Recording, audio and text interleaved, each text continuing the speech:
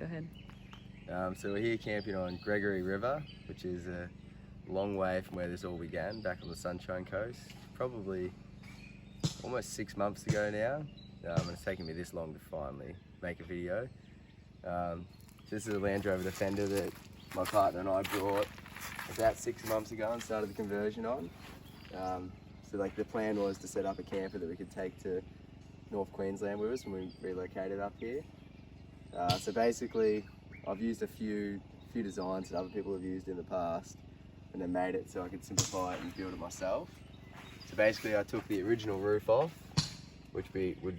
that part there would normally be about that height. I raised the roof by 125 mil to give you clearance to have a bed in the roof, and also get over the curve of the windscreen and the curve of the rear door. So I had that fabricated. Along the front here, I've used a waterproof hinge that allows the roof to pivot up and down. I had to shorten the original roof because obviously the diagonal angle changed the length. And yeah, I've had all that engineered and certified. Got a lightweight solar panel on top so that it's still easy to pop with gas struts, but it also gives you a small amount of power to charge while you're stationary. And then we've wrapped that in a green to suit the stripes we've also done on the side of the car. Their stripes to sort of represent the original LandRover Defender decals, but it's just a new colour scheme to suit our style. So at the back here, it's basically just two latches.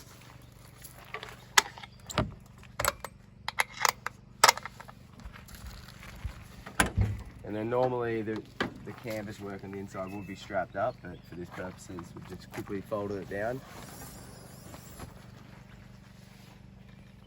And essentially in 10 to 15 seconds you've set up camp and you're ready to sleep for the night.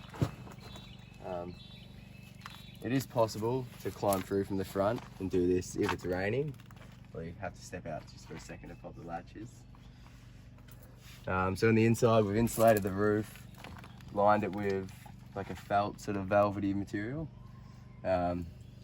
We've got 2 reading lights up on the roof which are easily reached when you're in bed, and when the roof's down it easily can light up this back area. There's a small fan on the roof, and then for a bit of ambience lighting there's little LEDs that go around the perimeter of the roof at night time. So when you're standing up inside the vehicle, like I basically can't touch the roof fully extended, so there's plenty of space in here to get changed, move around a little bit if you are in bad weather, and have some comfort. So basically in here we've got sideways facing seats. These replace the original 3 seats in the back. They've been certified with seat belts, so we can carry 4 passengers, which is nice. Not super comfortable, but it lets a few people get on the road with us. Over here we've got a bit of blanket or just extra storage, sort of our electronic shelf, bookshelf. In the center here it's just a big storage cupboard that also goes underneath here. So we've got like a spare water jerry can in there, food, small chainsaw, things you need when you're on the road. Down the bottom, shoe storage, clothing, backpacks, yoga mats, more clothing, towels, come up into like singlets, underwear, toiletries, small pull-out table. So yeah, you can sit in here and have a meal. It's not a large table, but it's enough to play a game of cards on and sit a plate. Mainly we would eat outside where possible. Then off to the side here, there's a small bedside table. There's a few charging points, USB and cigarette plugs there. And then here's sort of the main beauty of it. So it's a matter of just reaching in, pulling out this board, drops in, folding the mattress over, and you've got a comfortable double bed to sleep in for the night. Obviously your head wants to be at this higher end and your feet up there. You can sleep the opposite way, but it's not as comfortable. And then you've got 3 large windows on each side that zip down. It's good quality mosquito netting. The canvas was all made locally by a small business on the Sunshine Coast, so it was nice to have them as part of the build. We reupholstered the seats ourselves, did the curtains ourselves, and obviously all of the interior was done by us. Yeah, so if you come around the side of the vehicle, our tap. So underneath the car, there's a 50-litre stainless steel water tank that was custom made for the car. You can have running water. There's also a 30-litre diesel tank, so we can have a little extra range when on a longer trip. On the passenger side, here's our kitchen. So there's a 55-litre or 50-litre upright Bushman's fridge.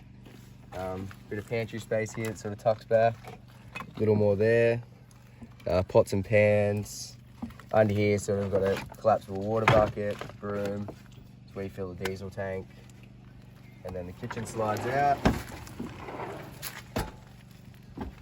So, have a 2-burner stove, a small prep bench, more storage, bit of food in there.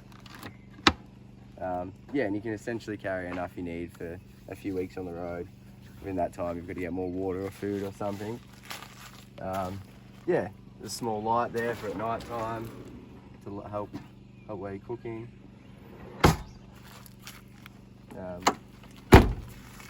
And then with the Defenders, the original starting battery is underneath the seat, and you're just able to squeeze in a second deep cycle battery in there, so that keeps all the electronics in one spot, electricals in one spot. And then behind the seat, I've got a DC to DC and MPPT charger. So that's a solar on the roof, charger from the alternator, a fuse box, and then like a Bluetooth monitor so you can see on your phone the charge. And then on the inside, so obviously this is the base of our bed here.